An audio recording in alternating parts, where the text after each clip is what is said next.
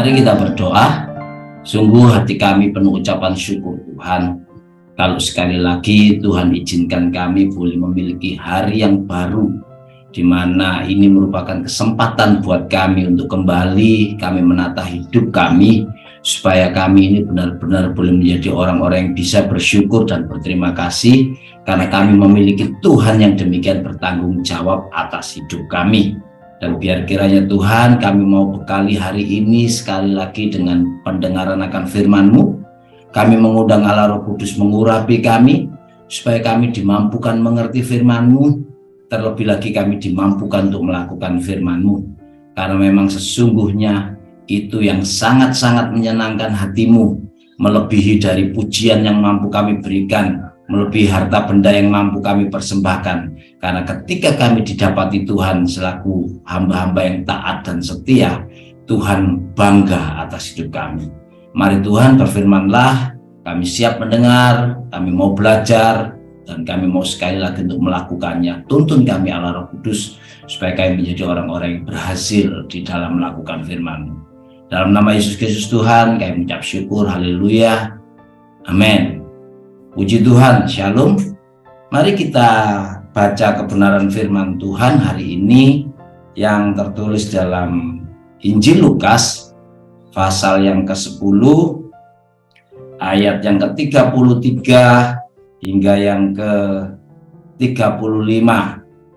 Lalu datanglah seorang Samaria yang sedang dalam perjalanan ke tempat itu, dan ketika ia melihat orang itu, tergeraklah hatinya oleh belas kasihan. Ia pergi kepadanya, lalu membalut luka-lukanya. Sesudah ia menyiraminya dengan minyak dan anggur, kemudian ia menaikkan orang itu ke atas keledai tunggangannya sendiri, lalu membawanya ke tempat penginapan dan merawatnya.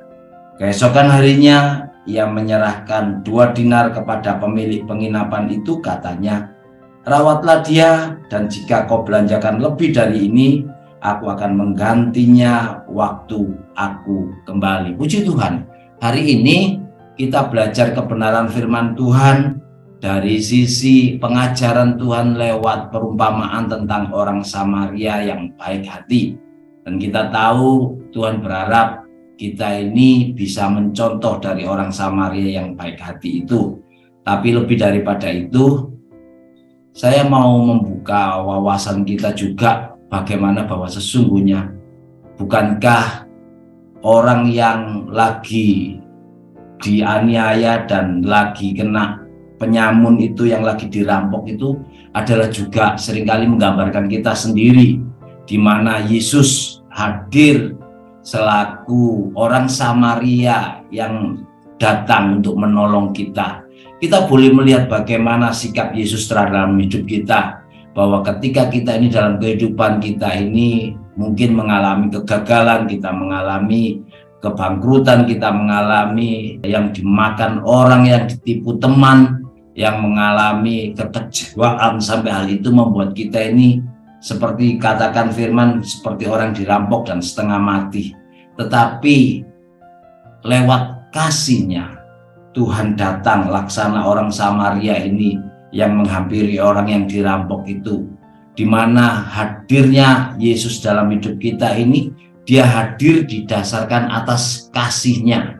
Kehadiran Tuhan itu bukan dengan kuasanya yang hanya serta-merta lalu suruh malaikatnya atau suruh bala tentara surga untuk menyelamatkan kita, bukan seperti itu, tetapi Dia sendiri datang.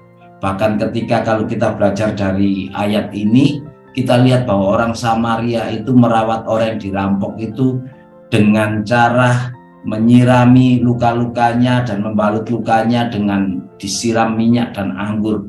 Bukankah ini juga bahkan kita mendapat lebih dari pelayanan Tuhan? Bukan cuma minyak dan anggur, Dia sendiri mencurahkan darahnya untuk mencuci luka dosa kita, luka kepahitan hati kita, luka kegagalan kita, sampai akhirnya dengan darahnya sendiri Dia tebus kita. Bukankah itu juga menggambarkan kasih yang demikian luar biasa?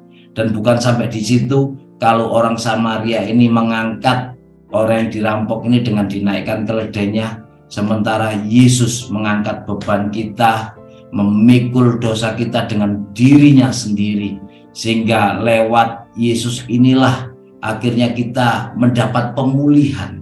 Kita yang tadinya diciptakan menurut gambar dan rupanya, rusak gara-gara dosa, tetapi dipulihkan dan dirawat oleh Tuhan yang adalah dengan kasih-Nya itu menghampiri kita.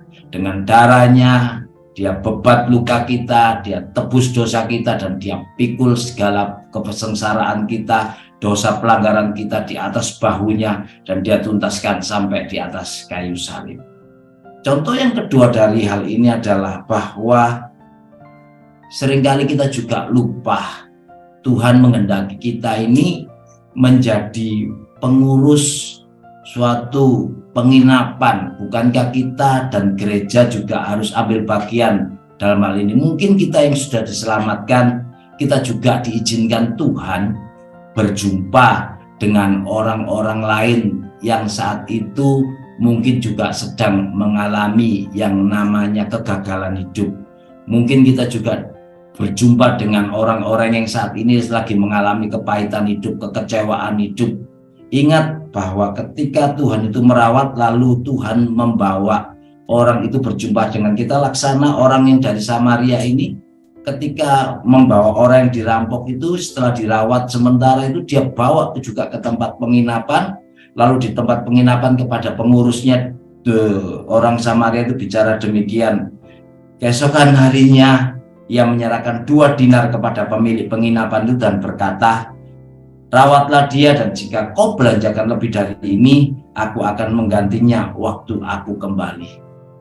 Mari kita juga mengambil sikap laksana pemilik penginapan, rumah penginapan yang dipasrahi oleh Tuhan untuk merawat jemaat-jemaat yang mungkin mereka juga lagi mengalami kegagalan, mengalami sakit hati, mengalami kekecewaan. Ayo kita rawat orang-orang yang dipercayakan Tuhan lewat gereja kita, lewat penggembalaan kita, lewat pelayanan kita.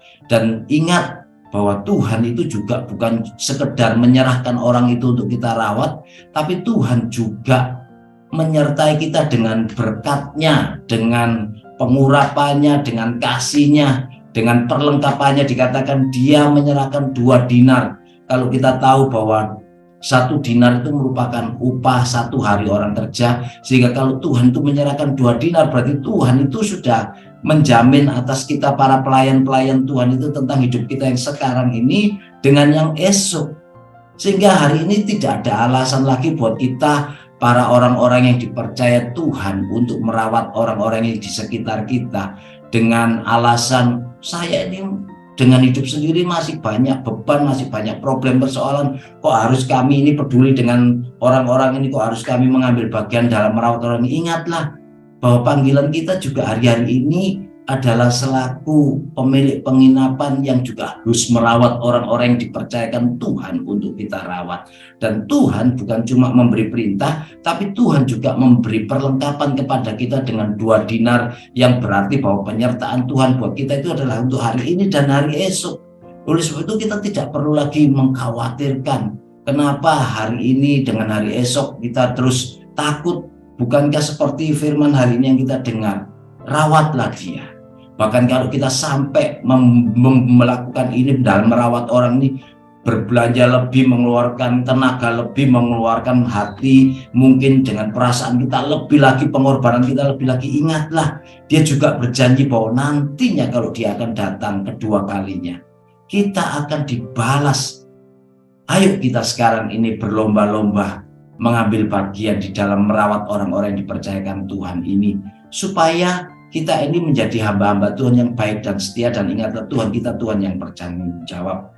Dan jangan lupa Tuhan juga mengajar kita lewat Yehezkiel pasal yang ke-34, mulai ayat yang pertama. Kita boleh baca saya ayat yang keempat, Yehezkiel pasal 34 ayat yang pertama. "Lalu datanglah firman Tuhan kepadaku, hai anak manusia, bernubuatlah melawan gembala-gembala Israel." Dikatakan kita seperti ini, bernubuatlah, katakanlah kepada mereka, kepada gembala-gembala itu, beginilah firman Tuhan Allah celakalah gembala-gembala Israel yang menggembalakan dirinya sendiri. Bukankah domba-domba yang seharusnya digembalakan oleh gembala itu? Kamu menikmati susunya dari bulunya, kamu buat pakaian yang gemuk, kamu sembelih, tetapi domba-domba itu sendiri tidak kamu gembalakan. Yang lemah tidak kamu kuatkan, yang sakit tidak kamu obati, yang luka tidak kamu balut, yang tersesat tidak kamu bawa pulang, yang hilang tidak kamu cari, melainkan kamu injak-injak mereka dengan kekejaman dan kekerasan. Hari ini jangan sampai ayat yang sama kena kepada kita semua, para pelayan-pelayan Tuhan, gereja-gereja Tuhan, hamba-hamba Tuhan. Kenapa? Karena saat itu Tuhan lagi berfirman kepada gembala-gembala yang ada di Israel, pemimpin-pemimpin agama di Israel saat itu, bahwa mereka mengembalakan karena untuk kepentingan mereka sendiri. Mereka menggembukkan dombanya dengan tujuan supaya domba itu dipotong dan dagingnya dia makan sendiri. Mereka memberi makan kepada domba itu supaya dombanya bulunya lebat, lalu bulu itu dipotong untuk dibuat pakaian buat mereka sendiri. Bukankah hal ini akhirnya menjadi gembala upahan atau gembala yang jahat, gembala yang hanya menguntungkan dirinya sendiri? Hari ini kita semua harus sadar, kita harus merawat orang-orang yang Tuhan beri dalam hidup kita, Tuhan beri dalam gereja kita, merawat dengan tanggung jawab bahwa domba-domba ini adalah milik kepunyaan Tuhan. Untuk itu kita harus dengan segera bertanggung jawab supaya ketika Tuhan kembali, Tuhan dapati kita melakukan semua yang Tuhan inginkan dan kita boleh menjadi gembala yang baik seperti Dia contohkan dalam hidup kita. Mari tundukkan kepala, kita berdoa. Terima kasih Tuhan, lewat firman yang kami dengar hari ini, kami sekarang mengerti bahwa kami adalah orang-orang yang juga mendapat pelayanan daripada Tuhan. Kami tak ubahnya seperti orang yang kena rampok itu, tetapi lewat kasih Tuhan kami dipulihkan, kami dirawat, bahkan darah Kristus menyucikan kami, beban-beban kami dipikul, dipanggul oleh Yesus sendiri, disampai kayu salib, dan akhirnya hari ini kalau Tuhan juga tentukan kami menjadi pelayan-pelayan Tuhan untuk merawat orang-orang yang mengalami kejadian yang sama dengan kami di masa lalu, biar kiranya kami boleh melayaninya dengan hati yang penuh sukacita, dengan hati yang penuh tanggung jawab, karena kami tahu Tuhan tidak pernah meninggalkan kami, bahkan Tuhan membekali kami. Dan kalau toh akhirnya nanti Tuhan datang kedua kali, kami pasti akan menerima upah yang besar. Kami akan juga mengalami pengangkatan bersama Tuhan. Buat jemaat dan kekasih Tuhan, kalau ada sakit, mari taruh tangan kita di bagian yang sakit. Percayalah, bilur-bilur Tuhan akan menyembuhkan kita semuanya. Dan segala sakit, penyakit, pergumulan hidup kita, persoalan kita, ekonomi kita, masalah jodoh kita, Tuhan pasti akan turun tangan menyelesaikannya. Dalam nama Yesus Kristus Tuhan, haleluya, amin. Kalau Bapak Ibu masih membutuhkan pelayanan konseling dan doa, bisa menghubungi nomor-nomor yang tertera di bawah ini. Tuhan Yesus memberkati.